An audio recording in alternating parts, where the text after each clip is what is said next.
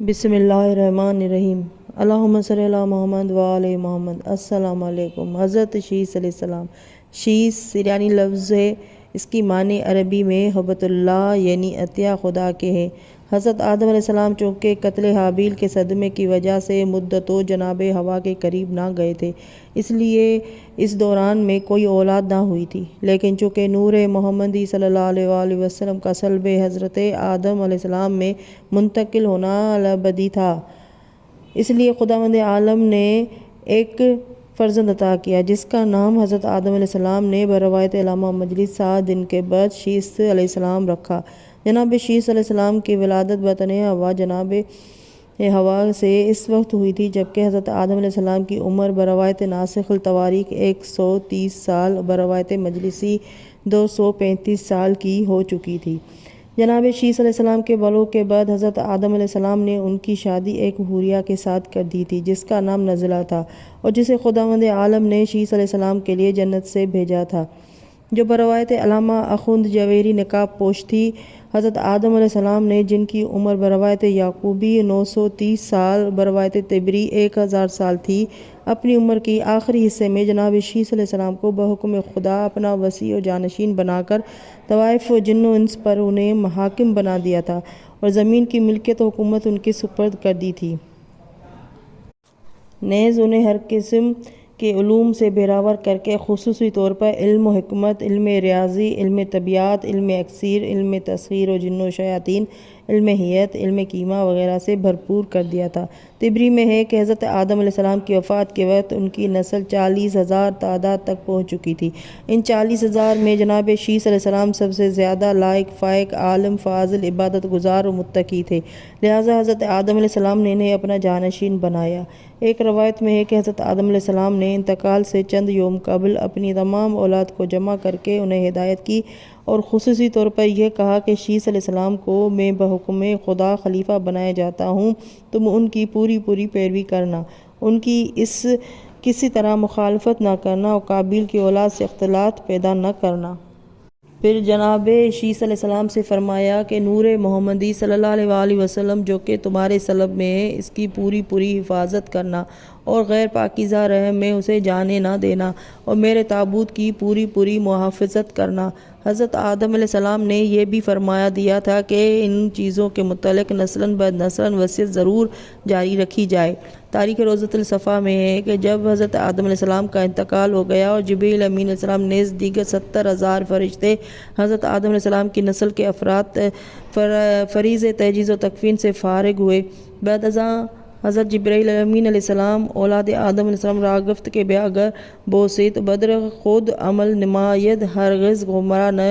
نشید۔ تو جبرائیل علیہ السلام نے اولاد آدم علیہ السلام سے فرمایا کہ اگر تم لوگ اپنے پدر بزرگوار کی وصیت پر عمل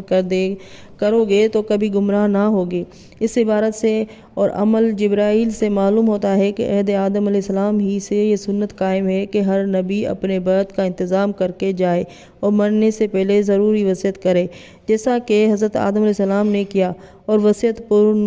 پورا زور دے کر امت والوں کو آگاہ کیا جائے گا کہ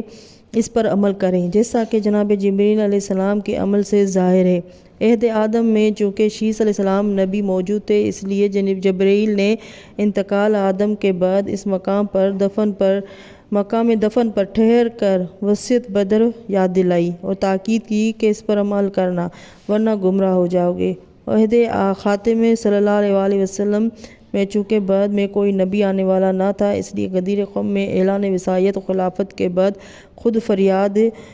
فرما دیا تھا کہ انی تارکم فیکم ثقلین کتاب اللہ و طاعتی، میں تم میں 2 گراں چیزیں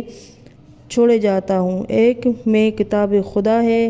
اور دوسری میری اطاعت، میری اہل بیت۔ جب تک تم دونوں سے تمسک رکھو گے ہرگز گمراہ نہ ہوگے، اور یہ دونوں اس وقت تک ایک دوسرے سے جدا نہ ہوں گی جب تک حوض کوثر پر میرے پاس نہ پہنچے۔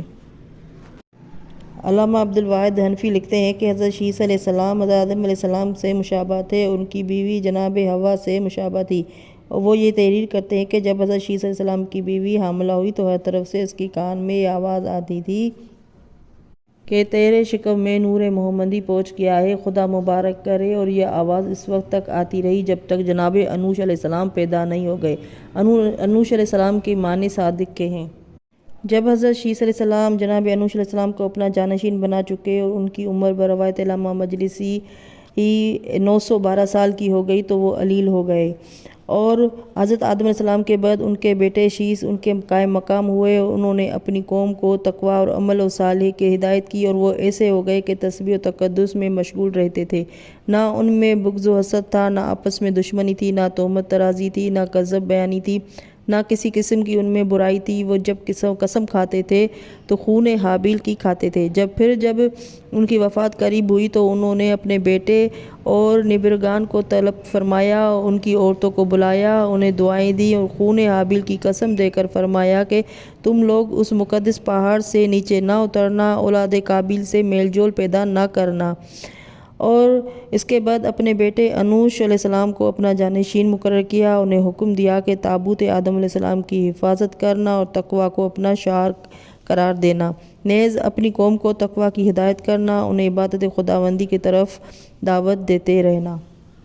حضرت شیس علیہ السلام کی وفات کے بعد جناب انوش علیہ السلام نے غسل و کفن سے فراغت حاصل کی اور نماز پڑھ کر ان کی میت حضرت آدم علیہ السلام کی پہلو میں دفن کر دی۔ اللہم صلی علی محمد و آل محمد۔ ویڈیو اچھی لگے تو چینل کو سبسکرائب کر لیں اور بیل کا بٹن دبا دیں۔ اللہ حافظ۔ اگلی ویڈیو کے لیے